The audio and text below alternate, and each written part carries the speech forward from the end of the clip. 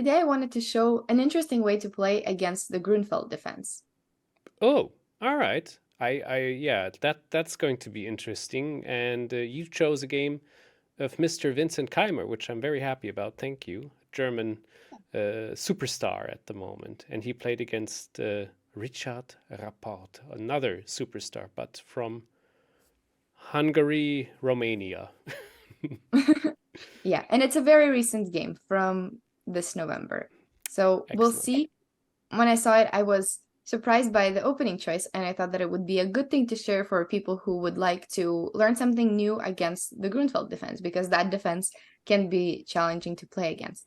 Great. So the Grunfeld starts with d5 here. So if we went for a bishop g7 earlier and e4, we would have had a King's Indian.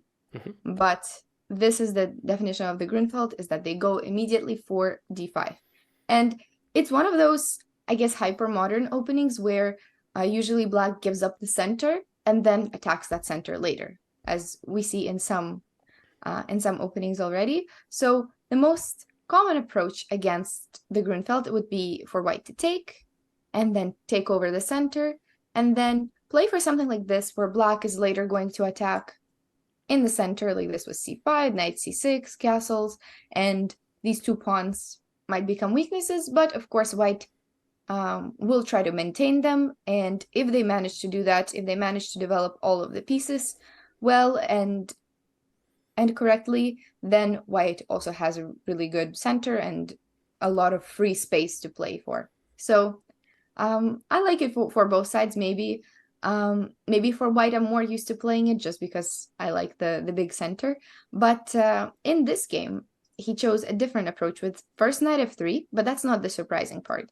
It's that here he played the move h4. So So computer. yeah, so this move is sixth in popularity, so definitely not one of the main lines. But I noticed that it was played a bit by the top players, often like Mamedyarov and some other ones, but just like one or two games. So that must mean that it's probably a surprise weapon that they use sometimes. And that's why I wanted to show what it's all about and why it can be a good surprise. All right. So just before I get into h4, there are some other ways to play um, against the Grunfeld, which the more popular one moves than this h4 move would be moves like take and then play e4. It would be to play bishop g5, for example. Queen b3 is a very common idea to attack both pawns. So things like that are a little bit more popular. Bishop f4 also exists. So h4 is really not the usual way to play against it, Nice. but still interesting nonetheless. So in the game, black castled, which was probably expected, and of course that started an attack later. But no matter what black does, pretty much h4 doesn't do any weaknesses for white. Sometimes you can be a bit hesitant to play it because it could create extra weaknesses, but here it looks relatively okay. So for example, if they ever take that pawn, then we're going to take over the center with e4, and of course this is very there's a big center, so it looks like a good position. It can get a bit double-edged with some mutual sacrificing. For example, if black goes Ooh. for this, then we can go for h5. So this Ooh. is one of those interesting lines where everything seems to fall apart, but basically white is going to get a bit of an upper hand here in such a line. So just as an example, something like that. And even though I think black is black up a pawn? Black is up a pawn, but we're going to get it back on c4, and even if they take it here, then we get a really beautiful dark squared bishop. Yes, that's nice. So that's an example of something that black could have done, but usually a Grunfeld player is not going to take the c4 pawn. They're probably going to develop more normally. And for example, if h5, stopping this h5 advance, then this is actually advantageous for white because they get control of g5 square, and the bishop can just stay there forever.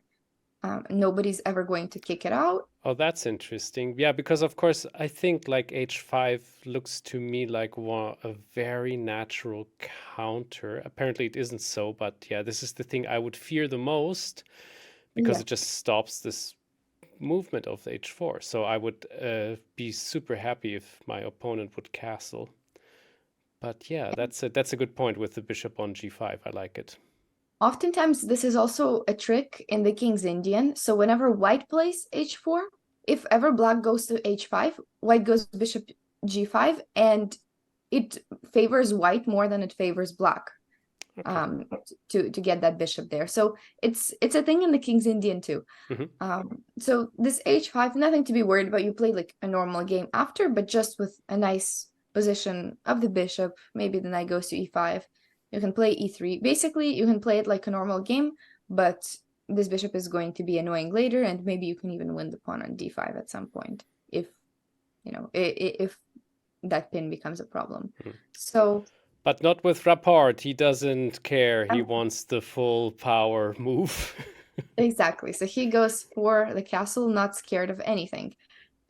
So at this point, white took, very typical idea in the Grunfeld. And of course, you can probably already guess the next idea of this line. Well, I guess it has to be h5, right? Exactly, h5. Nice. So that was the whole point at the start. So basically, here black went for c5. Also, exactly what we expect from the Grunfeld type of position. Knight c3 is also possible, and then c5, but then it would basically lead to exactly the same thing as happened in the game. So at this point, we're going to capture just to open up that file. And here it's actually, this is one of those tricky things. It's very important to capture with the right pawn. So in the game, Rapport captured with the right one, so h takes g6 is right. Although it's But the left one, but yeah, okay. Yeah, I exactly. gotcha. Yeah. So this one also looks tempting to open up the rook, and it looks really active and good. But after e4, this is actually just very, very good for white because there's some queen b3, bishop c4 ideas, knight g5, and you can already see why this king is kind of in a lot of trouble. Hmm. So all of this will come, h7 will be attacked, and this diagonal is just gonna probably cost black either some material or just even the whole game. Yeah, So, this is something to hope for. that's a trick to hope for. But of course, if they capture back like this, that's good for our h file, but it doesn't allow the same sort of tricks. So here, the idea for white is to go bishop to h6. So I know that this does do some trades for the bishop, but basically that bishop usually in the Grunfeld is black's like strongest piece, while our dark squared bishop, well, it has some squares, but it doesn't have like a whole purpose. So Okay. if we trade that bishop, that's it was black's best piece. So it's not a bad try to try to trade that bishop. And another trick here is that black is going to have to accept that trade with bishop h6.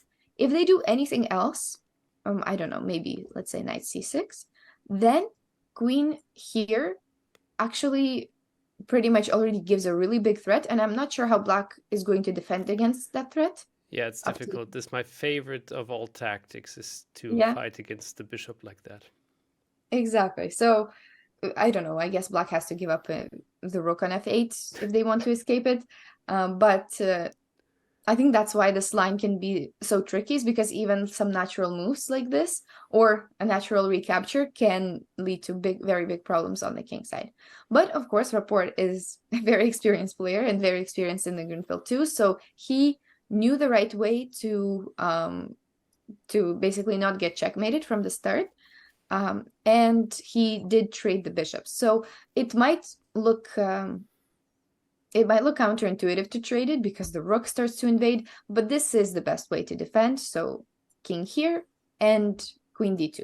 Basically, we got to here as a position. I still think it's pretty good for white. And the reason why I'm like showing this line and recommending it is because it's very it's a much smaller margin of error for black than it is for white. So for Ah, white, you can do like a lot of things. You can probably like develop, just take the center and you'll be more or less okay. But for black, there's a lot of ways to be worse, like a few that I've shown just now. And for example, even if you play a natural move like the rook here, then something like this is also still better for white because of a good center. Maybe the queen comes to f4, knight g5, e5 starts a bit of an attack, and the king is in the center, but so far it's not attacked, so it's not going to be an issue for now.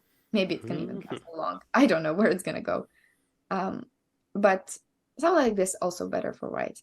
So I'll show how the game actually went, and because it did go all the way to an interesting endgame, so maybe I'll fast forward a bit sure. in that moment. So basically, I also like this rook h4 move that defends the d4 pawn and also threatens queen h6 checkmate, which of course is not going to be missed. And he played queen to a5. So Oh, that's so offering funny. Like frustrating. what Yeah. I'm just noticing is that like the castling of white has been just given up earlier, and Yes. the queen side is super vulnerable. But on the other hand, it's not vulnerable at all because there's no black squared bishop anymore, and the minor pieces are far away for now. So yeah, it's going into an endgame as you mentioned already. Yeah, and now that the queens are going to be traded, then it doesn't matter that the king didn't get castled. Exactly. It's actually good that the king didn't. And yeah, it's a bit of a positional moment here that you don't have to take yourself, but that you can just play Ah, whichever moves because the queen cannot move anyways. If it moves, then there's going to be checkmate. true. So you don't have to rush with the taking, and you could wait for the opponent to capture themselves. So something like this in an endgame, how would you evaluate it? Do you like white's position? Do you think it's equal? Maybe black better? Very good question. Also for you at home, it's always good when we're having those videos that you put Test on the yourself. thinking cap and think for yourself. Exactly. Yeah. Think that's the name of the show about some smart moves. So, um, I like white's center for now because, yeah, I just like the connected pawns. It's cute. I guess black can quickly tear them apart, though. I like the option that after our last minor piece can get out, we can double up the rooks quite quickly on an open file. So there's nice spots on e6 for the knight, maybe. I like, yeah, and then of course black has a little bit of dominance on the queen side with their pawns, but just takes a while to get them out. So I think overall, white has a titsy tiny advantage. That's good. White has pretty much as you said. White has an advantage. It's yeah maybe like +1 or something, plus 0.7. Oh, I'm not sure. I don't okay. remember it, but it's like it's a pretty good advantage. Hmm. And the reason why is just because of the pieces, as you mentioned, more space. The rooks can double up so very quickly. This happens with the rooks coming exactly where you said they would. And started Wow. to invade on the king. So even despite the queens being traded, this king actually finds itself in danger once again. Yes. Um, so there was this moment that I wanted to get to that I thought was pretty cool. So here, both players probably missed it during the game, but there was here one winning move. There was just one winning move that just wins the game on the spot, and I wanted you to try to find it. Well, isn't it just like I'm thinking? I mean, immediately when the position was on the board, I thought about like, can we not just take on f7 with the rook? Because after king takes, we push forward to d6. Now the king cannot go to e7 anymore. Actually, But it would can go to g7, right? g7 and actually then nothing is happening at all. There's no real. Ah. There's nothing. I'm sorry.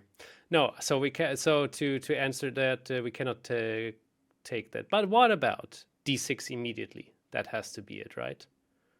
d6, then black is going to take with check. Yeah, king e3, I guess, or Well, something like that. And then bishop here. Oh, that is so nasty. Okay, so it's not that. No, no, they have missed it, so probably But this it's is a a little good bit part. This deeper. is a good part of the thinking process, because now that you know this, it might lead you Ah. to the right ideas. Okay, so what about king e3 immediately, or king e2? That's close. So Ah, basically what we want to do is we want that d6 to be taken without a check. yes. So that's good. That's kind of where we want. But if we play with the king, then they might play, let's say, rook d6 and just block it. Huh. Okay. Then. Oof. That's interesting. Okay, I thought it was a bit easier, but I'm totally rusty with my tactics, No, unfortunately. it's not that. It's actually a hard move, because, well, both of them also missed it. So we want d6 to come without a check. And there's one way to do that, and it's a pretty creative way. Okay. Oh, is it? Oh, that is beautiful. Okay, you gave the tip away now. Oh, that's amazing. Knight d4, right? Exactly. Wow. So the combination of all of the ideas that you've mentioned right before it, but knight d4 Yes. does it best, because now there's no rook d6 type of like blockage because of knight b5. Yeah. But at the same time, if the knight gets taken, then what is it? Well, now we play d6, right? That's easy. Exactly. Yes, and d6, this doesn't just attack the knight. This actually threatens checkmate with rook Yeah. h8 and rook h7, because now this knight cannot capture on Yes. h8. So it has an extra like powerful resource there. So if the rook ever takes, we're going to just deliver a checkmate. And if black tries to protect in any other way, for example in f5, then we can play e5, and just by looking at those pawns, just by looking at those king, it Brutal. is winning. Yeah. So I thought it was a pretty cool tactic that you don't really see immediately. You only No. see it when you know something is there and you're really trying to make d6 work. But knight d4 was a really good tactic. Maybe somebody watching also got it, but Arne, you also did after Well, after you gave me the tip that I this. should put the knight to d4, that was No, not at all. So I'll show how the game went on. It was very long, but it was tense and competitive. So instead he repositioned the knight yeah. somewhere else. He did the And same thing because he didn't believe in knight d4. yeah, I think it just didn't see it, just didn't even Uh-huh. look at something like that. So it was pretty intense. There were Wow. pieces were barely holding. God. And eventually they had to give it up, or else they would lose on the king side. Hmm. So we got a bit of a material imbalance where it's an exchange for a bishop and nothing actually. Well, and a pawn. He's gonna win this pawn. So Perhaps. so it's still approximately equal, if we want to say specifically, but in an actual game, of course, anything can happen. So I'll get to the end game that arose just after. So a lot of shuffling around. They're probably trying to make move 40 so that they can finally think. And eventually they're going to trade rooks. So that's the part that I'm trying to get to, this position. So Ouch. after all of this, somehow we get here. Uh-huh. So what do you think? Do you think this is a theoretical draw, or is it a theoretical win? How would you feel playing this? Well, it must be some kind of theoretical win, but it must be absolutely painful to achieve this with all the knight moves and those pawns there. It must be like if you have this position, probably the one who is about to win goes like, now I have to go through this. Yeah, probably once you get something like that, you're like, well, I could have. Why didn't I win Yeah. earlier? Now Yes, I have to exactly. struggle for 50 moves or something. But basically, the answer is that this is a theoretical draw What? Oh at my this point. goodness. But it's kind of holding on to just one idea for black, which black actually didn't find in the game. So even like I wouldn't have known this like just from endgame knowledge. I wouldn't have known it, but I know that rook and knight just by themselves, those ones can achieve a draw, but it's difficult, right? So with the two pawns there, I would assume that that favors white, just because Yeah. more things to attack, and always like better for the winning side to have more kind of ideas. So basically there was only one way to draw, and it was to use this g5 idea. So black has to play something with g5. Okay. So the pawn has to go forward, because that kind of leaves black a bit more options to go g4 if they ever want to exchange that pawn. But not even that. It's just for this. It's just to achieve this confirmation with the pawn on g5. It cannot really get attacked by the king, because if the king ever goes forward, then we'll take the pawn on f3.